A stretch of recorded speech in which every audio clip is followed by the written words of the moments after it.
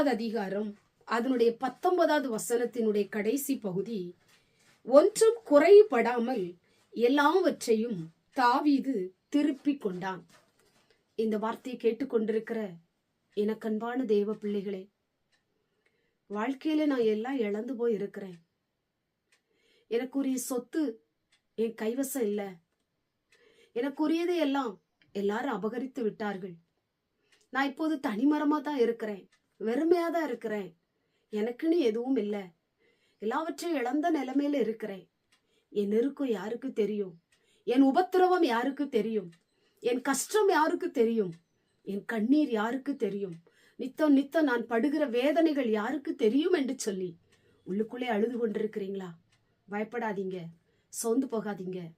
தாவீது இழந்ததை ஒன்று விடாமல் திருப்பி கொண்டது போல ஆண்டவரும் நீங்கள் இழந்ததை எல்லாம் ஒன்று விடாமல் திரும்ப உங்க கையில ஆண்டவர் தரப்போகிறார். இன்றைக்கு உறவுகள் உங்களுக்குரிய சொத்தை ஏமாற்றி வாங்கியிருக்கலாம். இன்னைக்கு உடன் பிறப்புகள் உங்களுக்குரியதை அபகரித்து கொண்டிருக்கலாம். உங்க கைவசம் இருந்தது உங்களை விட்டு மீறி போயிருக்கலாம். பணத்தை இழந்து நிற்கலாம், வேலையை இழந்து நிற்கலாம், உறவுகளை இழந்து நிற்கலாம், சொத்தை இழந்து நிற்கலாம். இன்னைக்கு ஒன்று விடாம அவைகளை திருப்பி கொள்ளும்படி ஆண்டவர் உங்களுக்கு கிருபை செய்ய போகிறார். ஆண்டவர் மேல நம்பிக்கையா இருங்க, ஆண்டவர் மேல விசுவாசமா இருங்க.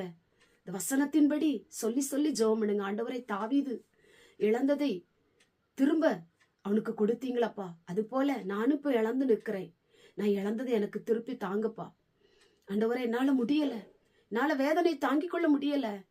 ஆண்டவரை, எனக்கு நீங்க தான் உதவி, ஆண்டவர் தான் எனக்கு துணை நின்று எனக்கு உதவி செய்யும் சொல்லி ஆண்டவர் மேல நம்பிக்கையோடு விசுவாசத்தோடு கூட நீங்க சொல்லுங்க. நீங்க இழந்ததையெல்லாம் ஒன்று விடாமல் ஆண்டவர் உங்களுக்கு திரும்ப தருவார். கலங்காதீங்க, அழாதீங்க, சோர்ந்து போகாதீங்க. உங்க கண்ணீரை துடைக்கிற இயேசு ஒருவர் இருக்கிறார். உடைய கலக்கங்களை மாற்றுகிற இயேசு ஒருவர் இருக்கிறார். இதெல்லாம் நீங்க இழந்து நின்றாலும் அதெல்லாம் திரும்ப கொடுக்கிற தெய்வம் உங்க கூட இருக்கிறார். நிச்சயமாய் உங்களுக்கு அற்புதம் செய்வார். கண்களை மூடி ஜெபம் பண்ணுவோம். எங்கள் பரிசுத்தமுள்ள நல்ல பிதாவே, கேட்டதான வசனத்தின் மூலமாய் ஆண்டவரை, தாவீது இழந்ததை திரும்ப பெற்றுக்கொண்டது போல இந்த வார்த்தை கேட்டுக்கொண்டிருக்கிற நம்முடைய பிள்ளைகள் எதையெல்லாம் இழந்து நிற்கிறாங்களப்பா, அழுது கொண்டு இருக்கிறாங்களோ, அங்கலாச்சு கொண்டு இருக்கிறாங்களோ, இழந்ததை அவங்க திரும்ப கையில கொடுங்கப்பா.